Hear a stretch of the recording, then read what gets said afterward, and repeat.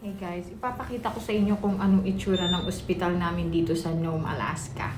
Andito ko ngayon sa elevator. So, ito itsura ng parking lot dito.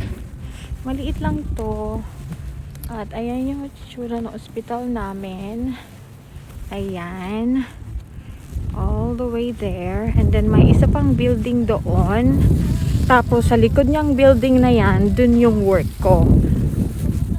Ayan. So, ayan.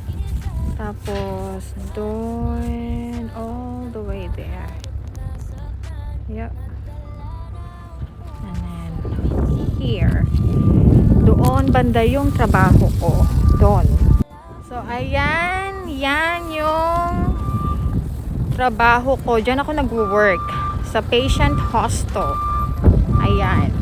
Sa nagtatanong kung anong trabaho ko dito, sasagutin ko siya sa ibang video. Di na kasi kasya.